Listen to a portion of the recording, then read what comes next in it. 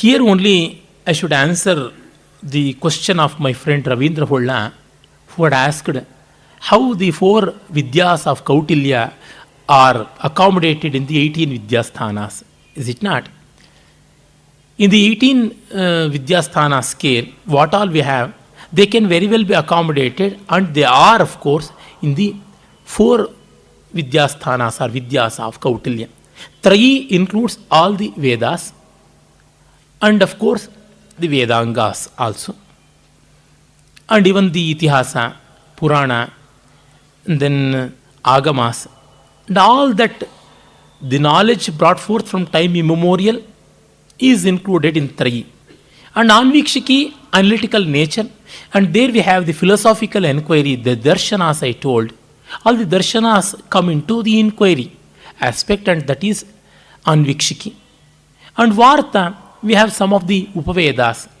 For that matter, the Ayurveda, the Upaveda of Rigveda, or the Sthapatya Veda, Upaveda of Atharva Veda, they all come into the material resources, and there it is Trayi, Varta. And Dandaniti, of course, law and administration, polity, they all come under the one heading, that is the Artha Veda, the Upaveda of Yajurveda. In that sense, the 4 Vidyas, Chatusraha Vidyas of Kautilya are included, can very well accommodate the 18 or 14 Vidyasthanas. Rajashekara wants to add Panchami Sahitya Vidya, a 10th century scholar, poet, and a polymath, polyglot. He says, Sahitya, literature is the 5th Vidya, but that can as well be accommodated in the 3rd Upaveda, that is the Gandharva Veda.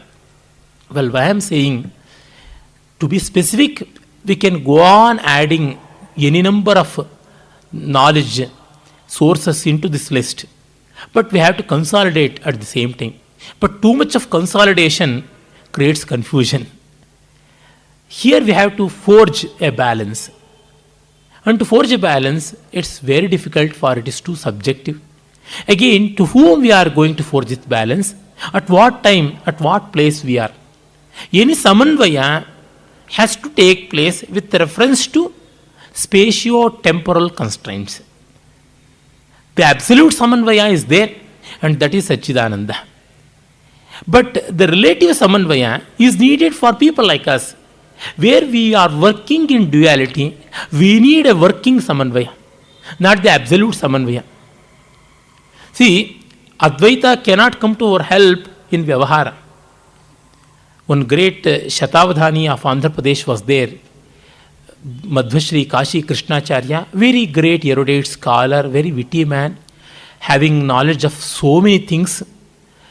In late 19th century and early 20th century he was, and he was the 2nd court poet of Andhra Pradesh also. And he, in one of his Shatavadhanams, was asked how to relate Advaita, Advaita and Vishishta Advaita. He says, the import is like that, Dvaitamu lubdhaka sukhamu, Advaitamu chaurulaku sukhadam appudu, sukhadam galgunu eppudu. Dvaita is very comfortable to a miser. My wealth is my wealth. My wealth. I cannot share with anybody. So mine is mine. It cannot become others. Like that. So that is a miser's way of approach, is Dvaita in nature. And a burglar's way of approach is Advaita. His wealth or my wealth, no problem. Whether me stealing or he losing, it's all mithya maya. Like that. And the Vishishta Advaita is for the travelers. The fellow traveler, both are moving, both belong to each other. Though they are different, they belong to each other. If he gets food, he will also share with me. If I get accommodation, I have to share. Like that, we will be having that workability is there. Like that. So, this workable definition has to be forged. Somehow we have to manage. That should always be possible. And Sanatana Dharma has done a lot towards that. Understanding this is very important. Basic philosophy, it can be given. Of course, it's also very difficult, but at the same time, it can be given. But how to apply that, that's very, very important. That's why it is said, DVG in his Mankutimana Kagga has beautifully said this. Ramaniyakavendu Besusuyaladu Kavite Bhumigada Netikusive Nembesaka Rajyakate. Sorry, this is from his Sahitya Shakti. Just aspiring for beauty and creating beauty in words, sound, and other things. That is the nature of art. And trying to manifest that for the benefit of the common man is the nature of a statesman, is the challenge of a statesman. Bhumigada Netikusive Nembesaka Rajyakate. Amula Madaradiva Narasaladu Vijnana. Going to the fundamentals is the nature of science. And Samagradim Parikisal Kaduve Tattvajnana. And synthesizing everything and reflecting that in experience, that is called philosophy. He says in Mankutimana Kagga, Parijatada Kathaya Henadu Triptanahanu Kavi, Uri Nudyanakada Tandu Nadisuva Dhirakanu Rajjakanu. A poet is satisfied just by composing beautiful poem on Parijata. You know, the flower and the tree. That was a heavenly flower and tree. And Krishna, when he went along with Satyabhama, because of the desire of Satyabhama, he had to bring that to the mortals. And this beautiful poetry and how husbands are compelled to work according to the whims and fancies of their beloved. That's the essence. And that poetry is wonderful. But a statesman tries to plant such trees in the gardens and in the parks of the city and tries to make the people feel the ambience of that, the flower of that.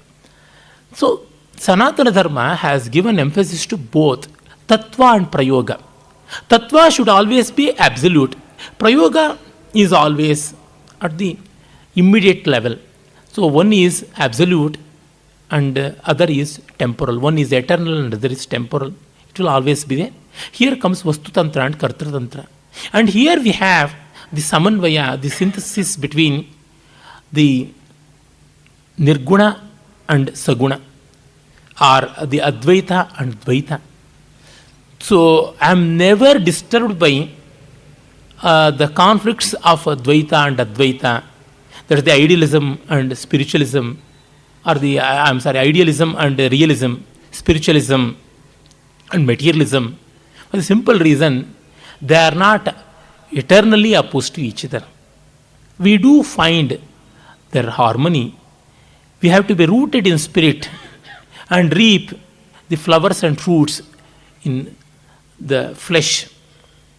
Here, the four Upavedas are Ayurveda, the Upaveda of Rigveda, and then Arthaveda, that of Yajurveda, and Gandharva Veda, coming to the Upavedic section of Samaveda, and finally Arthaveda, Sthapatya Veda, that is the Upaveda of Atharvan.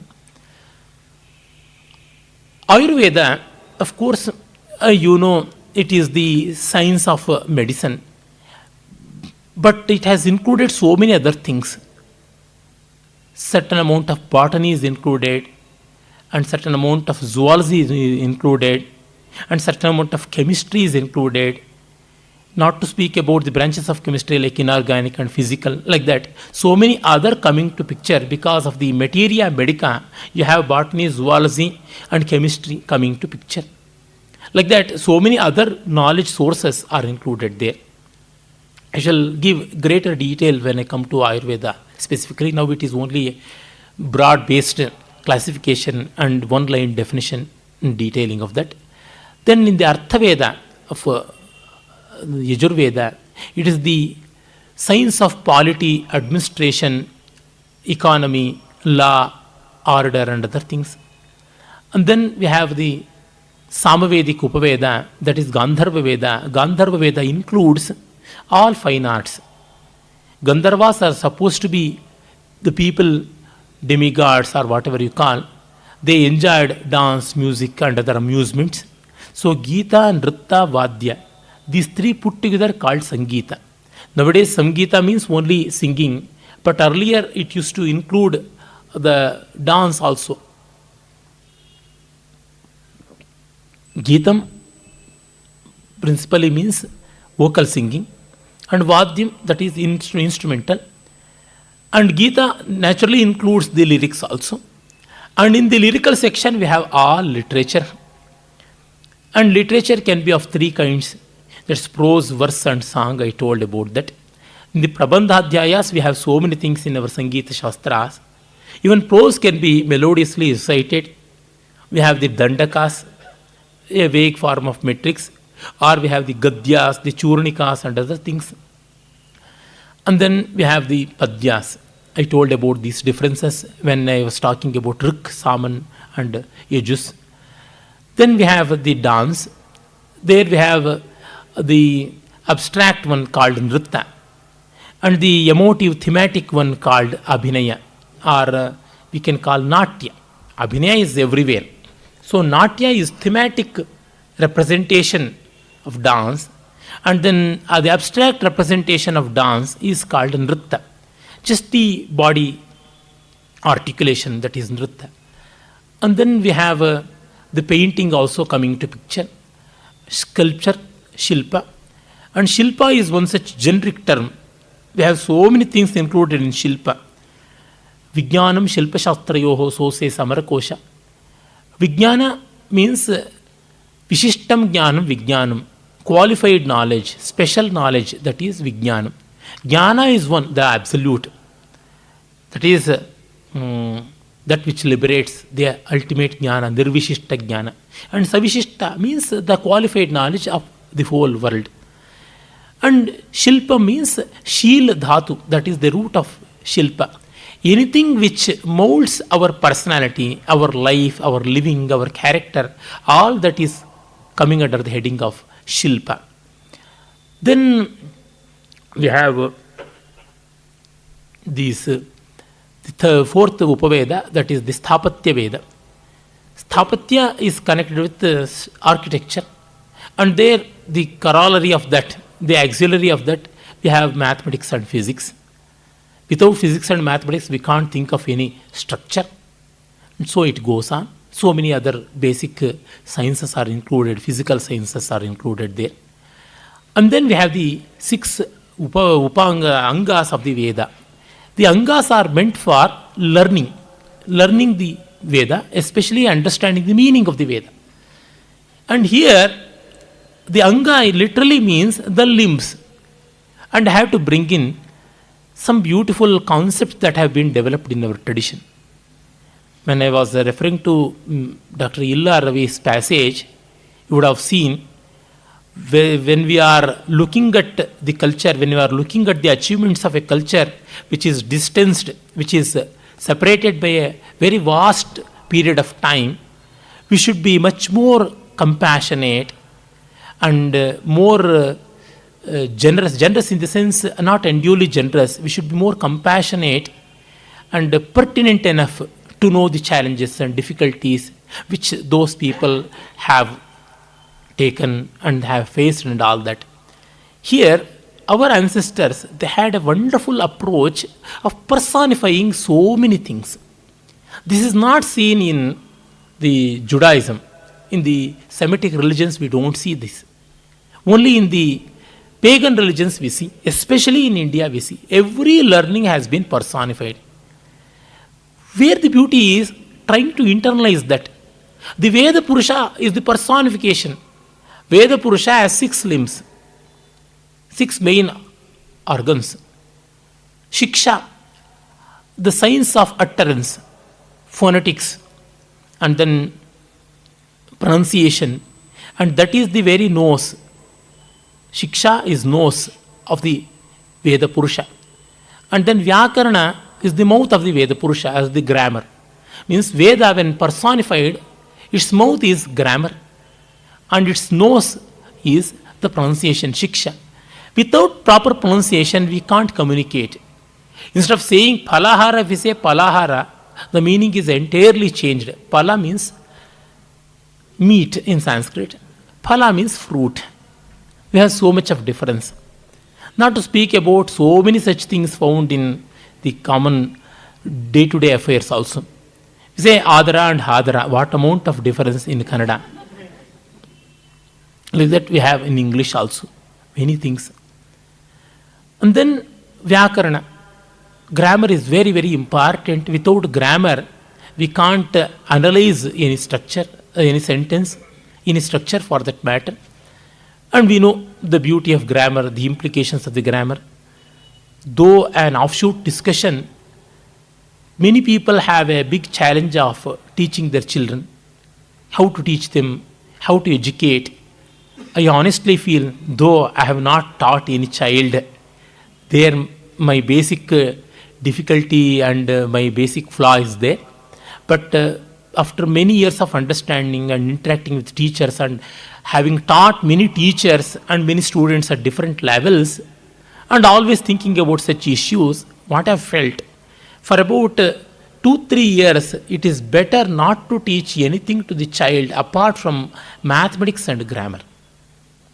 Means language and mathematics. These are the two most basic expressions we need. In both, we have accepted certain things, and based on that, we do marvels. Numbers we accept, signs we accept, plus, minus, division, subtraction, signs, integration, all such things we accept, and then we work out the relationship between the numbers we accept and work out. So also in grammar, we accept the words as they are. Why cow should not be kavu? We don't say, we don't question. Instead of COW, why can't we say CAUVU, kavu? We don't say. Very similar sounding, we don't want. So we accept the words as they are and try to establish the relationship, and at the level of sentence only we think, not at the level of word. Come means, hey, you come now here. All that is men. Go means from this place you go out, you wretched person. All these things may mean. Oh means, oh, this is very, very good. This is very, very sweet. All these implications. So any expression, though it is at the level of monosyllabic one, it has a sentence behind that. So Vakya Spota is the real spota, that is the real bursting out of the meaning in Indian grammatical context, especially the different schools of Indian grammar, they opine that. And so it is complete. The subject, object, kartru, karma, everything goes together. It is implied. And hence it is very important for communication. Even to think, even to communicate with my own self, I need language. Can we think without language? Just you think for a while, you'll be understanding. We need a language. And better the language, better is the thinking.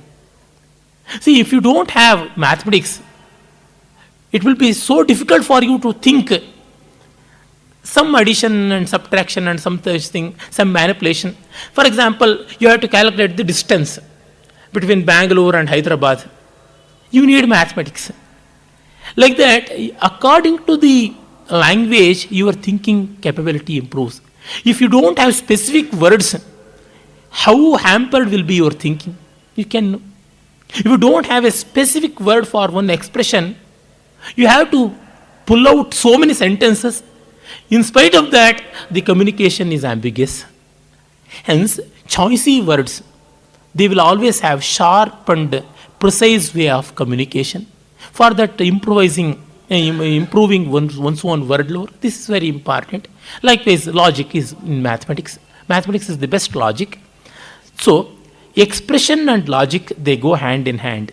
And that's why in Indian tradition it is said, Kanadam Paniniyancha Sarvashastropakarako. Kanadam means the logic, Paniniyam means the grammar. Both are very, very useful to all systems of learning. And if you go to the past masters, not of the remote past, even of the recent past, just see, a person like Lokamanya Balagangadhar Tilak was a wonderful person, adept in both mathematics and grammar. You take any such luminary in any subject they would have had.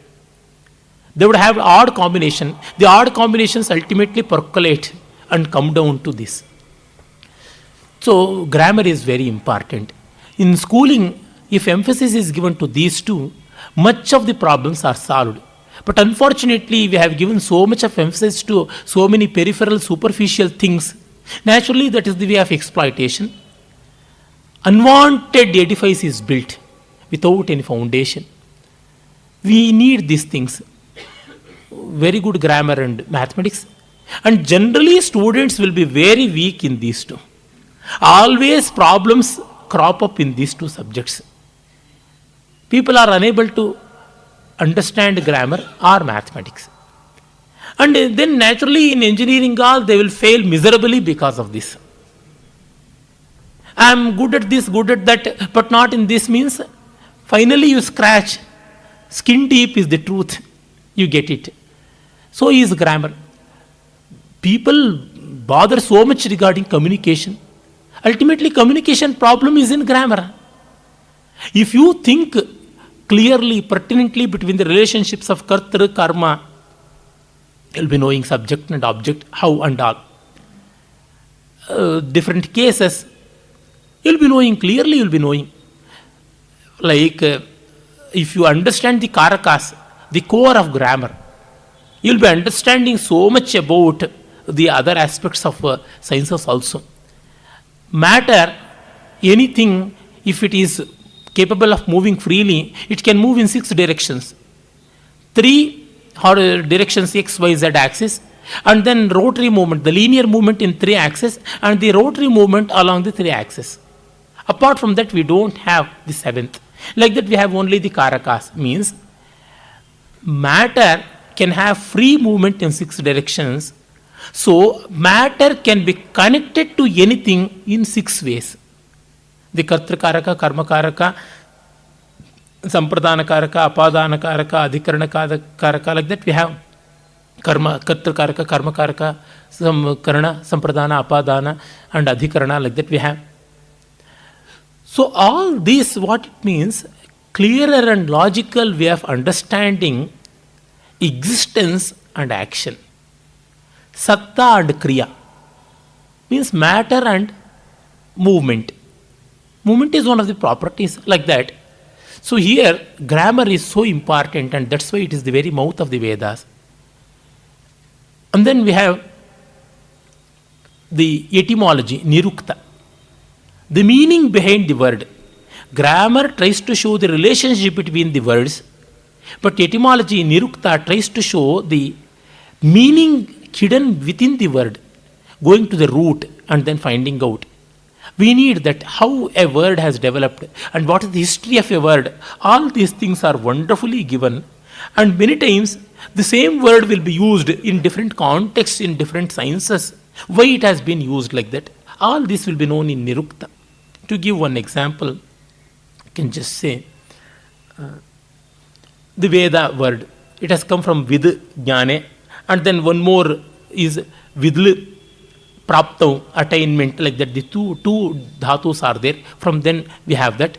And I told the shloka, the Vyakarana Karika shloka, Sattayam Vidyate Jnane Vetti Vinte Vicharane, like that. So that is the etymology. Dharma is Dha, Dharane, Dharana, Dharma, like that. Somebody asked where to get all these meanings. Of course, the Dhatupata is there. Dhatupata means it is the complete text of all the fundamental dhatus, which are over 2000 in Sanskrit. In the Dhatupata, we have the meaning Bhu Sattayam, like that, Ramu Kridayam, like that. For every dhatu, we have the meaning, and we can know as well. The dhatu Deva has several meanings, 6 meanings. Divu Kridayam, Kanto, Devane, like that. Divu means dice playing. Even gods play dice. Unlike Einstein's gods, our gods play dice. And then Devana in Sanskrit means dice playing. Devana also means screaming, becoming turbulent, and feeling sorry. All these are the meanings. And also Leelayam, Ananda, enjoyment, and light, delight, bliss, Jnana. All are the meanings. So accordingly we have those etymologies, and the words are used. And then we have the other one, that is the Chandas. Etymology is the ear of the Veda Purusha, and Chandas is the very feet. Chandas is metrics, prosody. The danceability of language is seen in prosody, and that's why Chandav Padaut Vedasya, like that we have the Veda Purusha's 2 feet are the meter. And then Kalpa. I'm sorry, we shall go to the eyes. That's Jyotisha. Jyotisha means the heavenly bodies, the luminaries in the sky. And that is the eye. They are the eyes of the Veda Purusha. Here we have both astronomy and astrology. In the Vedic texts, we have little reference to astrology and much of astronomy. Astrology is a self-sufficient science. It has no basic, astronomy is a self-sufficient science. It is no basic assumptions apart from the numbers and other things. But astrology has so many assumptions. The nature of the grahas and the phalas, they are all assumed. It is one type of, rather I should say, a soft science. Some assumptions are made, accordingly it works out. It has its own good and bad. I need not deal much on that because it is not the essential feature of Indian culture. So we are more bothered about the foundations of Indian culture. It comes after the superstructure. Well, then the other aspects of Jyotisha, the astronomy, is very much needed because in the Vedas we have many references to stars and Vedic acts have to be performed at specific times. For that we need the astronomical calculations, and Indian mathematics has developed only because of that. In the beginning itself I told some of the anomalies in our culture. We developed mathematics to such a great extent, including calculus before Newton and Gauss, but we didn't apply it to the terrestrial bodies. We just marveled with the celestial bodies, but not with the terrestrial one. I have to find out the answer. I don't know the answer. I have to yet to search for that. Well, then we have the Kalpa. Kalpa is the most bulky portion of the Vedangas. Kalpa means Kalpante Vedaha. The Vedas are accomplished because of this. Any accomplishment is an activity, more activity based, that is Kalpa Sutra. There are 4 in nature. The family rituals and family practices, they are enshrined in the Grihya Sutras, and the social and political order is established in the Dharma Sutras, and even the duties of the individual and are more broad based than the Grihya Sutras, that is, we have the Dharma Sutra, and then the sacrificial altar construction and the mathematics behind that, all that is given in the Shulba Sutra. Shulba in Sanskrit means rope. The rope was used as a tape to measure the distance, and based on that distancing measurement and other things, the altars were constructed. So for the sacrificial purposes, we have the Shulba Sutra. And Shauta Sutra, the bigger text, that entirely deals with the art and science of sacrifices, how the yajnas are performed, how many people are needed. It's a sort of religious management and handbook. And here, the Grihya Sutra and the Shrauta Sutras, they come to one unit, including the Shulba Sutra, they come to one unit of ritual. But in Shulba Sutras, we have great lot of mathematics also. They go in hand with the Sthapatya Veda, the Upaveda of Atharva Veda. We have so much of religion and so much of secular learning. It is very difficult to separate. Do we need to separate? Many times I have thought that we need not. If we have a sense of understanding, that is enough. We need not separate again and again. The whole worldly experience is an amalgamation of so many things. We need not be too critical regarding separating it and finding out. Many times by separating, we will not be having any enjoyment and use at all. For example, the musical sound, according to physics, is noise. Yes, it's not simple harmonic in nature. You study the wave pattern of any flute or any violin of any wonderful musician. It's not that regular.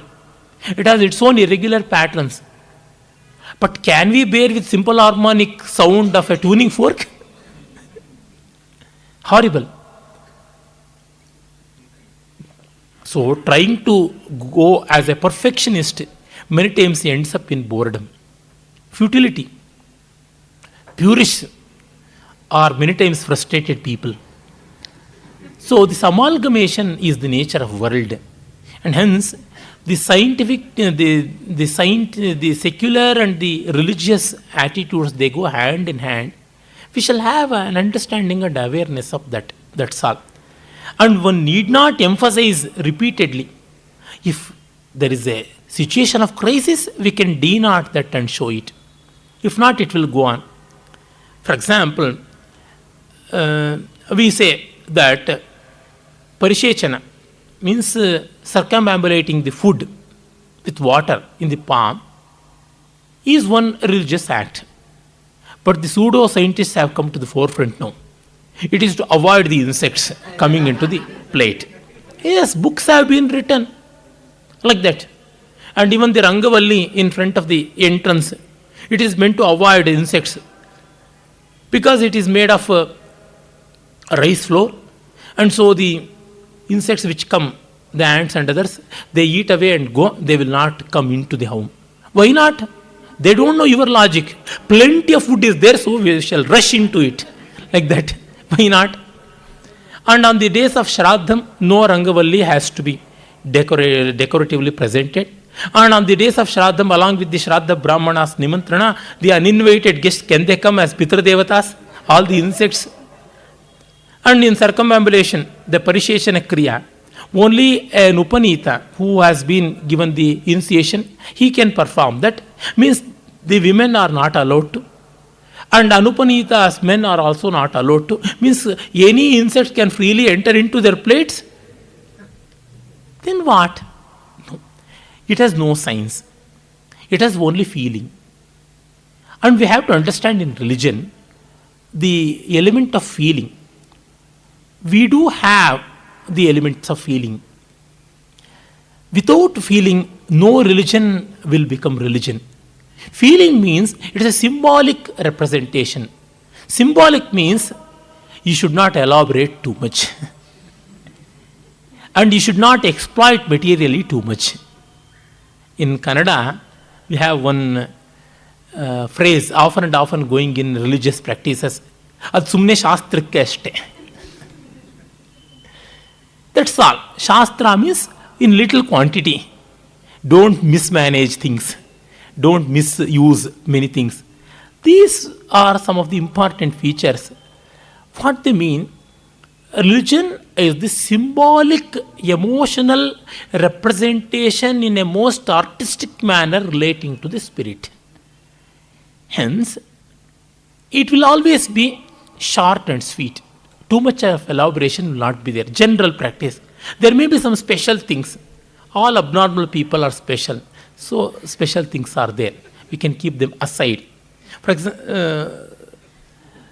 example, we have the gods being invoked, avahana, and then worshipped, and then they are given a farewell send-off. That is Visarjana. That is Shodashopachara Puja. We have the near approaching Ganapati festival, Vinayaka Vrata, Varasiddhi Vinayaka Vrata, avahana, welcome. And then Padya, washing the feet. Then Hastodaka, washing the hands. And then Achamaniya, washing the face. And then Asana, offering a seat. And then Alpopahara, it is light snacks or coffee. A new guest is coming to your place in the wee hours of the day. You welcome, that is Avahana. And then you show the toilet. There we have Padya, Hastodaka and Achamaniya. And then please take your seat. In 1 minute I shall come with coffee or tea or whatever of your choice. That is Alpopahara. So Avahana, Padya, Hastodaka or Arghya, and then Achamaniya and Asana, and then Alpopahara. 6. And then Snana, showing the bathroom, giving a towel or soap or some such thing will all be included. After the Snana, we have Anulepana. The perfumes or whatever you need, talcum powder, something are all given. And then Vastra, dresses if you have any, or they would have brought. We are so generous enough to offer dresses also. And then inquiry. How is the thing going on and what are you doing and what has happened? All these informal inquiry And of course, we are praising and showing our happiness that your arrival is so enjoyable and we are really blessed and all that. That is stotra. All that your angopachara, anga puja or ashtotra shatanama puja or sahasranama puja or whatever laksharchana, it comes according to the intimacy and according to the returns whatever you expect from that person. According to the expectation from the gods, accordingly you do laksharchana. One normal means ashtotra shatanama. Some more problem means sahasranama. A greater problem means we need many more utsavas. And then we have the dhupa, deepa, showing the light, and then the arati, of course, that one. And then we have the naivedya, the grand dinner, or a grand lunch, heavy lunch, whatever. And then we have the tambula, and then suvarna pushpa, mantra pushpa, purassara puja. It's giving gift, small gift, token of gift or some such thing. And then we have the Atma Pradakshina, Namaskara and Visarjana. Well, we are really blessed by your presence and arrival. Be coming like this and then goodbye. So, don't we find so much of a realistic but very beautiful, intimate acquaintance of humanism in worshipping gods? It is done in a formal way. Unfortunately, in formality, the emotion is gone. If emotion is dominating, formality will be lost. See, these things, if they are told in Kannada or in any vernacular language, regional language, or any language down to earth, any earthly language of day-to-day use, they may lose that fragrance. See, it becomes so odd and so clumsy at times. In the agamas and all, we have even the gods being offered the brushes and also the paste. Dantadhavana churnam samarpayami, dantadhavana kurcham samarpayami. Dantadhavana kurcha is the twig or the brush, and dantadhavana churna is the powder, paste or some such thing. Devare, hallu jyoti kaddi isko, hallu jo pudin taka. We laugh at it. But gandu shodakam sarpayami, to rinse your mouth, to gargle, I am offering water. In English itself, it looks so clumsy. Not to speak about the regional language. In English, even today, it is an alien language. And that's why, whenever we want to know where is the restroom, restroom is an euphemism. Clock room is an euphemism. Toilet is an euphemism. They go well in English because it's alien one. Or no, urine sample ತಗೊಂಡು ಬರೋಕ್ಕೆ ಹೇಳಿದ್ರು. I feel rather hesitant to utter the Kannada word. Not that I dislike Kannada, I love Kannada. Or decently ಮುತ್ತರ ಪರೀಕ್ಷೆ ಮಾಡಬೇಕು ಅಂತ ಹೇಳಿದ್ರು. Because whether Sanskrit or English, they are comparatively alien with respect to Kannada. So, when you are formal, the distancing is there. And we need a psychic distance to appreciate art. See, if you bring it too closer, it will not be seen. We need certain distancing. Yes, Rama would have developed beard in Vanavasa. But we need Rama who is clean shaven. Who summoned barber, nobody knows. Who furnished the shaving set, none know. Even Valmiki was not aware that such question may crop up. But what it means, we need certain distancing. These are the poetical licenses which are taken. And they have to be granted. In religion, we have the element of art, and that is distancing, and that is formality, and that should not be too much. These are some of the wonderful things found in religion. It's scientific. Scientific means tenable to rationality and logic.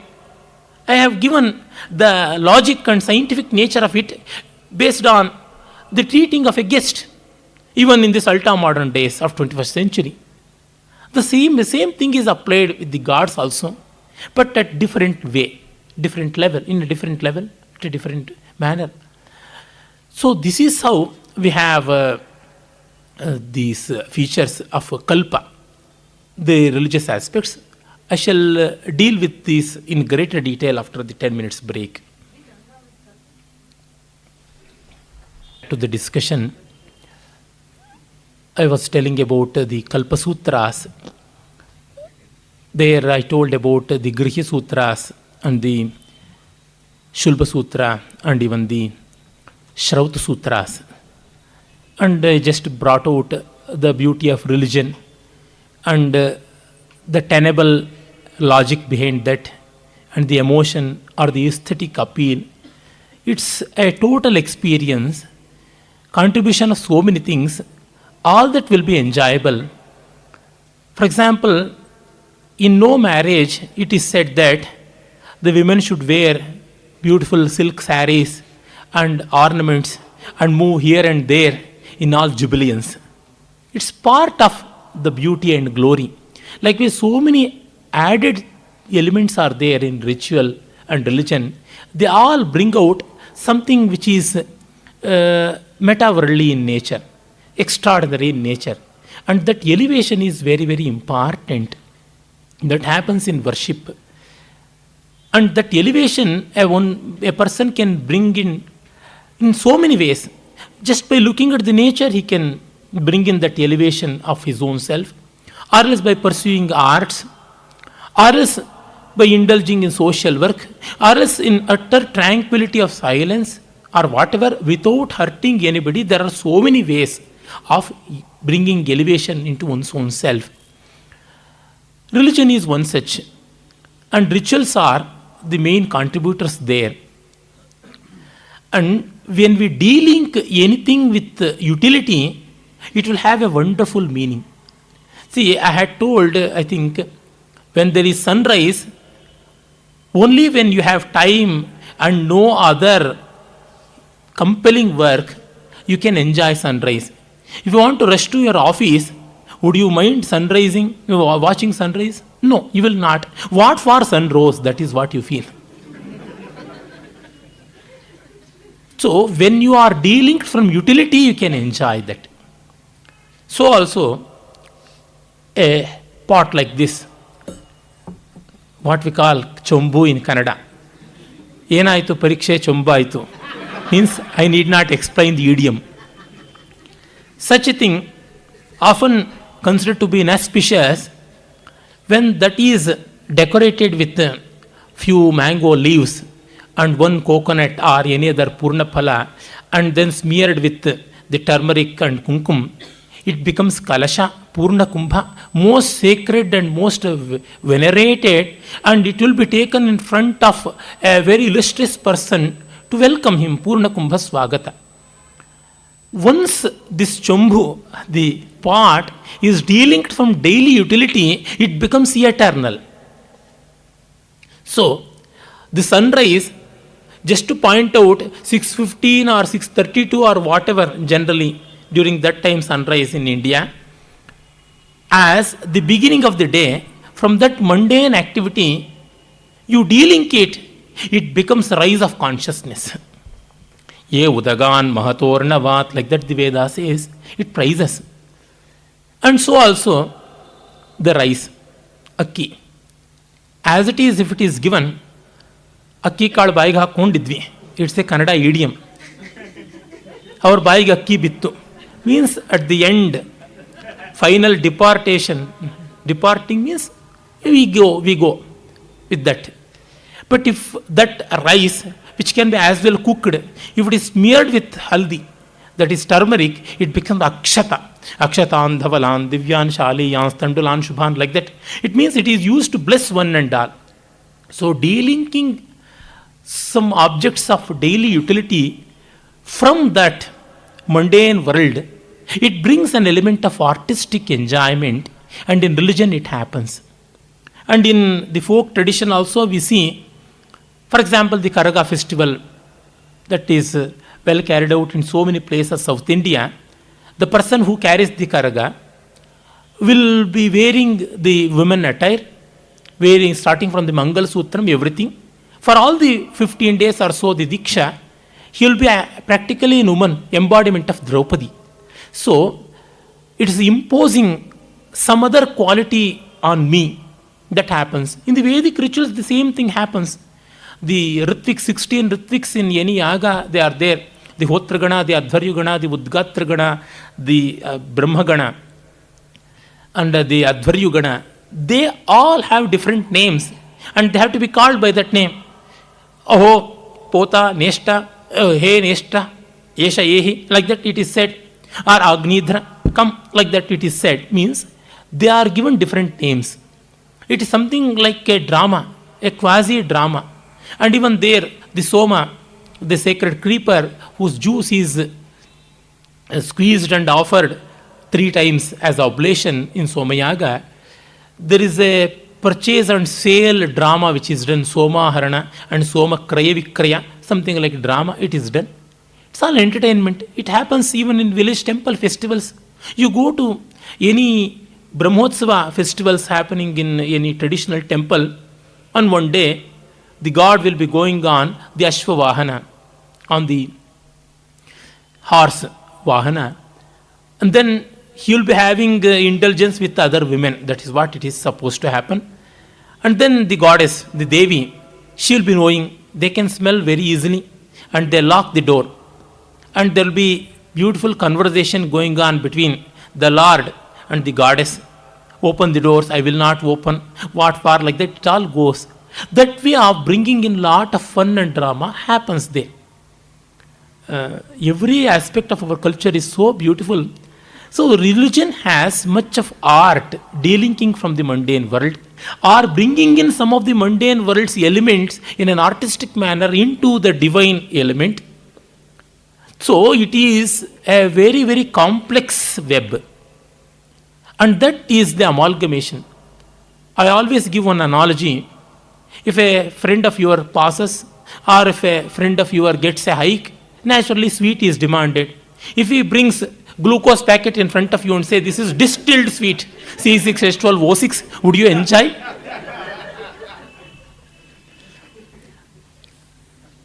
It is not sweets that you intended, that you meant.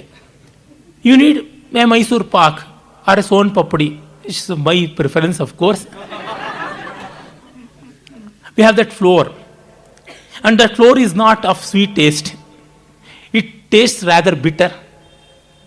And then ghee has no sweetness. And then the cardamom, it has no sweet taste. And so many other things which are not essentially sweet in taste, they contribute for the sweet. And they enhance the sweetness within the quotes. The appeal is enhanced. And so is happening in religion and rituals. And that's why we should have a compassionate and judiciously compassionate and objectively compassionate look at these religions and ritualistic aspects. Then you can enjoy it and do it. And even the Shraddha, Pitra Shraddha. Again, the same thing happens. The forefathers are invoked in a human being like us, in flesh and blood, and even the gods of the Shraddha. And he is fed. And so getting the contentment that my forefathers are fed through him, like that. This type of, not that, yet similar to that. He is not that, yet he is that. This happens in drama also. He is not the Rama, he is N.T. Ramarao. Somebody is directing. These are not the words that Rama uttered. These are all scripted by Shatavadhani, Samudrala Raghavacharya. And Rama may be good at music. Valmiki too says, fortunately, Gandharvepi Bhuvish Reshtaha. But we don't know in which raga Rama sang.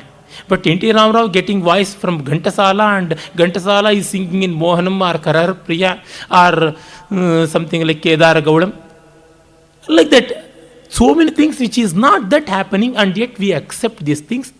But we should have a sort of acceptance that proportion is there. That should be there.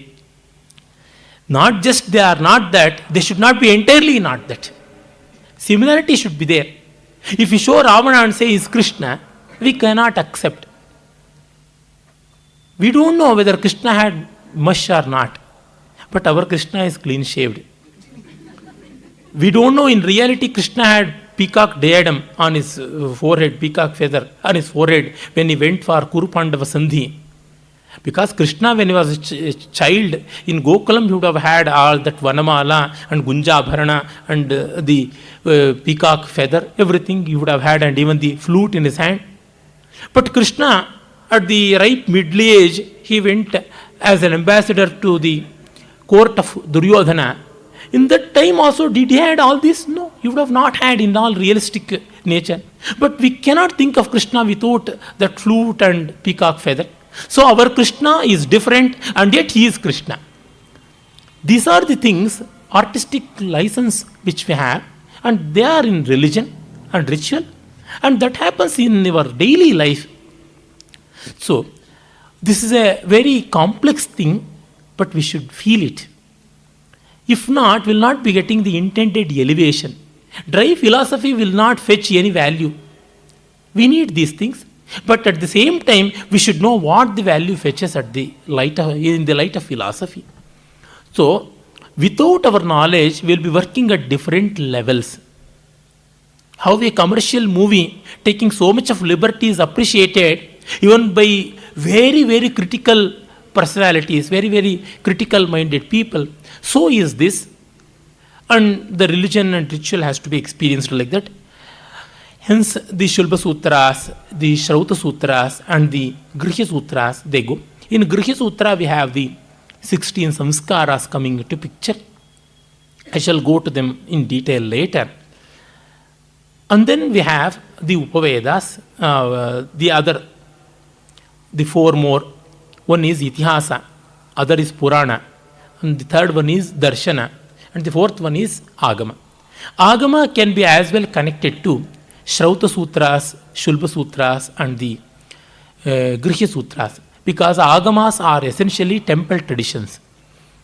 People say, especially the modern scholars having the Western outlook, they say the Agamas are non-Vedic in origin, and they are the Dravidian writings, and Vedic people are different, and they never knew about the images of gods and the temple built around the images and other things. It is wrong. In the Vedas itself, we have the references to the personified features of gods, and we have references to iconography also. For example, Maitreyi Aranyaka and Maitrayani Brahmana and other things of Yajurveda, they do have specific references to temples and images. And in the Rigveda itself, we have the features, very clear features of gods, and a sage saying that I am purchasing Indra's image for such and such value of money, like that. Indra's image is being priced. That indicate that they have. And more than anything, image is also one symbol. Sacrifice is also one symbol. And appreciating nature as God is also another symbol. So, these symbols are eternally present, and temple tradition is no way different.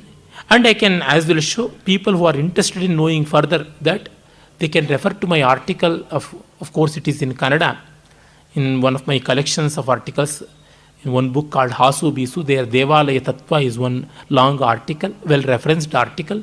There you can see how the Vedic traditions are the bedrock of temple traditions too. In the Vedas we have three altars, the Garhapatya, Ahavaniya and Dakshina, like that, the three fires, sacred fires. Garhapatya Agni is placed in a circular altar, and then Ahavaniya is placed in a square altar, and then Dakshina is placed in a semicircular altar. These three representing Grahapati Agni, the Garhapatya Agni representing the earth, the terrestrial, and Dakshina or the Dakshina Agni representing the intermediate, and then the Ahavaniya representing the heavenly or the celestial abode. So these three levels of worship are done here. And in the temples also we have the three images. One is Moola Bera, that is the Garhapatya, and then the Utsava Bera, that offers that gets the maximum attention and maximum Utsavas, worships and all the fanfare, and that is the Ahavaniya. And then the Bali Bera, that is the intermediate, which is meant for the Bali offering. Bali means you need not think of animal sacrifice. Any worship is called Bali. And that is Bali Bera or Snapana Bera, or even it is called Shaya Bera. These three are there. Sometimes 5 are also kept. And even in the sacrificial altars also we have 5 Agnis. Apart from the Garhapatya, Ahavaniya and Dakshina Agni, we have 2 more, Sabhya and Avasatya, like that. So the 5 Agnis or the 3 Agnis are represented in the 5 images or the 3 images of the temples. And in the temple we have the Dvajastambha, and here in the Yajnashala we have the Yupastambha, and in the temple we have the Balipita, and here also we have the Agnidriya Vinashana Vedika, and in the temple we have the canopy, and even in the Yajna Shala we have the Pragvamsha. Like that we have 100% match to show. Many details are there. Unfortunately, every detail, if it has to be given proper importance and all the basic references have to be given, it takes a lot of time. Because of the paucity of time, that's the only reason I'm skipping so many things. But I can give you the references. Stella Kramrisch has written very beautiful 2-volumed book called Hindu Temple. It's one of the earliest and the best book available in that sense. And also we have the 14-volumed book of S.K. Ramchandra Rao, the Agama Kosha. We have the temple traditions in great detail in English available. And if you want to know more about Indian iconography, we have the manuals on iconography also. The 4-volumed book of Gopinath Rao is there. And then the Pratima Kosha, 3-volumed Pratima Kosha. Earlier it was 6-volumed, now it is combined 3 volumes of S.K. Ramchandra Rao there. Well, then we have the Itihasa and Puranas. Itihasa, Iti-ha-asa. This was so, is it not? Iti, thus, ha, is it not? Asa, existed. Was the truth not like this? That is the meaning of Itihasa. Means, it is history, but it's something different. Again, I am saying it is like spirituality, saying Itihasa and history are one and the same. Like that, saying Tattva Shastra as philosophy. Philosophy is love for knowledge. But Tattva Shastra is something different. Tat Tvam, that nature. Tva means ness. You see, sweetness, something we call. Tat, that. That is the highest truth. The nature of that is Tattva. And the nature of that is nothing but my own self. That is Tattvam, that thou art you. That is the meaning of Tattva. So, the meaning of philosophy is different and the meaning of Tattvam is different, but they are taken as equivalents. What to do? Very unfortunate state of affairs. Better word is Darshana Shastra. Even there we have some discrepancies. Likewise, here history being called as Itihasa is very different. We say his story is history, the story of mankind. But in history, we don't have explicit philosophy. But in Itihasa, we have explicit philosophy, and that's why we have a different approach to history. In Indian tradition, one thing has to be noted, whether it is good or bad, it is its nature. That is, what it means to me. In that sense, we are very selfish people. By looking at anything which comes to our purview, we always take what is the use of that, what it means to me.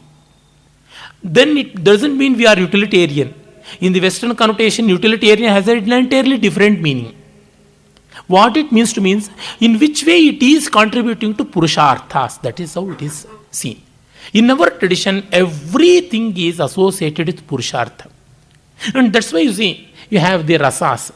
We call Navarasas, but technically in Bharata's work, Natya Shastra, we have only the reference to 8 rasas.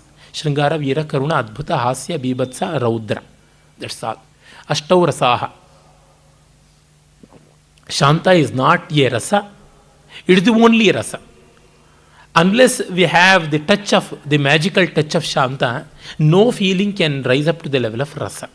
So, the detached, impersonal enjoyment of any mood or any emotion can happen because of Shanta. And the nature of detachment is provided by Shanta. So, that is how 8 rasas are there. Among the 8 rasas, only Shringara and Veera, they contribute to the Trivarga, Dharma, Artha and Kama, Purusharthas. Veera contributes to Dharma and Artha, and Shringara contributes to Kama. That's why it is said in our tradition, any work of art should take one among these two as the Angi Rasa, the main rasa running throughout the body of that art. And other rasas are not neglected, but they are Anga Rasa. They are subordinate rasas. They can be limbs. That cannot become the main body. It can as well be scientifically, rationally also verified. You look at our films. The major theme of our films is either love or adventure, action or love. And comedy is there, but comedy will be enhancing its beauty when it subordinates